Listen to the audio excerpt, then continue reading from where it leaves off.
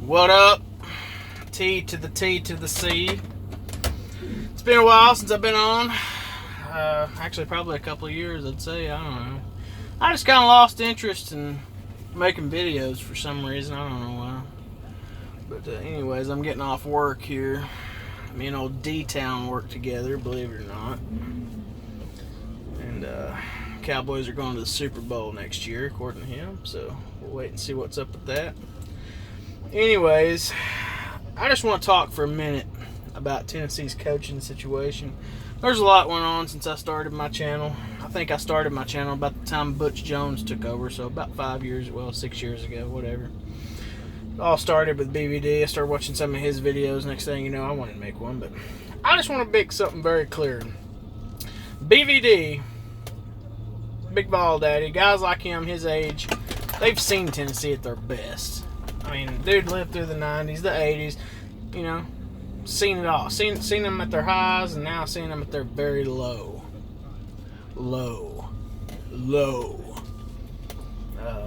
I watch every game. I'm a diehard Tennessee fan.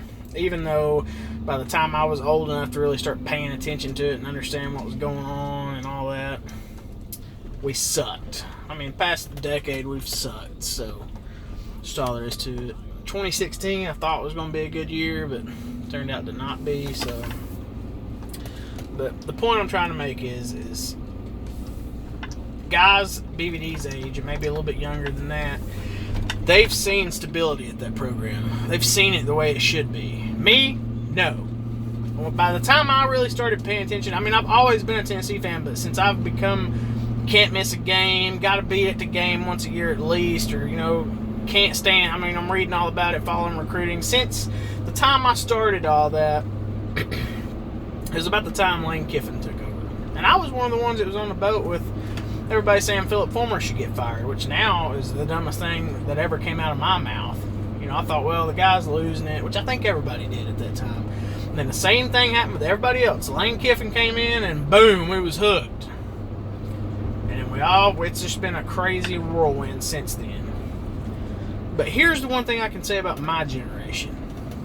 People my age, maybe a little younger, maybe a little bit older, is we're going to be able to see right through any BS that a coach brings into this program. Like, what I mean by that is we got on the Lane train. It fell apart quick. Dooley came in. Okay, you really don't know nothing about this guy. I didn't know nothing about him when he got hired. Honestly, I didn't even do any research on him. I just waited to see who it was going to be. Very underwhelming hire, but then you had no choice but to get behind him and hope for the best. And at one point, it looked like we might actually have a good football team. I think we have one of the best offenses we've had in a long time. I think it was in 2012 with Tyler Bray and all those guys. And then here comes Butch Jones. I got to be honest with you. I really wanted Butch Jones to win. I wanted the guy to come in and start winning. I liked his attitude. He wanted to come in and change stuff, but it just quickly become difficult to listen to him. The guy was recruiting well, but you know, he was a huge salesman. I mean, that's all he was a big salesman. So that's the thing is, now that I'm older, a little bit wiser, whatever, I could care less about somebody coming in and saying the right things, or, you know, what they say. You know, I love the way Jeremy Pruitt approaches, you know, everything that he's doing. I mean, he's just straightforward, tell you like it is, which that's what everybody says about him. He's a ball coach. Or are you telling me Butch Jones wasn't a ball coach? I think there's areas that, as far as a coach goes, that Butch Jones was great in, but the dude obviously has no clue how a big-time program like that is supposed to be very successful. Because, I mean, the wheels just fell off last season. I mean, there was just a lot of weird stuff going on within the program after it all started. I started noticing the weird, you know, whatever was going on. There was something wasn't right by the time Jalen Hurd left. So that's when I started realizing, wait a minute, something's not right. I don't think this is going to work out. I kind of got optimistic after the 2016 season, going into the 2017 season. I thought, well, you know what? We've recruited well. It's not like this team has zero talent. So But for guys my age, moving on, I mean, no, I don't think there's ever been a true blue Tennessee fan that's been through, what is it, Fulmer, Dooley, Kiffin, Butch, 5 head coaches in 10 years. Name another decade that Tennessee's been through 5 coaches, not counting, the other people, the chancellors and athletic directors. I mean, back in the days of Tennessee winning, you didn't even know who the name of the athletic director was, I'm sure, to be honest with you. But today, with social media and everything, you pretty much know anything about everything. So that's the way the thing works these days. I mean, people are beating. I mean, you can get on Twitter and find out what's happening. It's almost pointless to watch the news anymore. But I don't know. I'm just saying that guys my age, if anything ever happens with Pruitt, he leaves, whatever, gets fired, you're going to be able to tell right off the bat. Since we've been through all this, we're not going to put up with any BS anymore. The Tennessee fan base is through with BS hires, and that's just kind of the point I was going to get on here and make. As far as what Jeremy Pruitt's doing, I love it. I went to the spring game. I just wanted to go with my dad, spend a little time with him, and just kind of get a look, an idea of what the offense might look like. I think we all kind of know what the defense is going to wind up being, so just got to see how he's able to improve our defense next year, which needs a lot of improving. But I think I almost shed a tear when I seen this lineup in the I formation. I mean, I don't understand why Butch Jones wouldn't adapt to that a little bit more. I'm sick and tired of the silly, I could care less. Give me a 7-point game.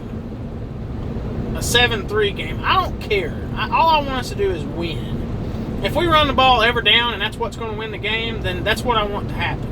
I'm not one of these people that's got to see a spread offense, trick plays, yada, yada, yada. I'd just soon see our defense shut another team down and us win on a field goal, to be honest with you. I mean, I'm not one of them people that has to see tons of action. I just want to see my team dominate in the trenches and win a football game. I don't care if it's by 3 points or by a safety or whatever. I'm tired of the being excited and then getting excited again, and then I just want to see consistent football. I remember one thing I can say that I remember is when Philip Fulmer was running the program as a coach. We might drop a few games or a couple of games early in the season or a game, and we may not look the greatest. The offense didn't look good or the defense didn't look good, but I always remember telling myself, well, there's still a lot of games to play. By the end of the season, we'll be knocking it out of the park, and that's what happened. We would get better as a team. That's one thing under Butch Jones I never seen. It never consistently during a season got better. If we started the season with some sort of issue and some team exposed that issue, it's like that issue never went away. There was never an answer found for it. I don't know if that's just me, but I just know that's the way it was. It just seemed like if our defense is getting run 200 yards a game, run over 200 yards a game on the ground, by the end of the season, we were getting run over 300 yards per game. And it's just the way it seemed like it was going all the time, with no improvement. So that's what sucked about the Butch Jones era, is there was no development, obviously, of talent. I just want to. That's one thing under Pruitt. If we start out and say we lose to West Virginia, a lot of people think we will. I don't know. We'll see what happens. Depends on the way the defense plays, according to what I've heard about their offense. I didn't pay any attention to them last year. Let's say we drop that game. Okay. Jeremy Pruitt strikes me as the type of coach with his staff that can get together and correct things, and us go down there and, and go to, well, we're not going to Florida, but play Florida the next week, and you don't see those same problems we had in the West Virginia game.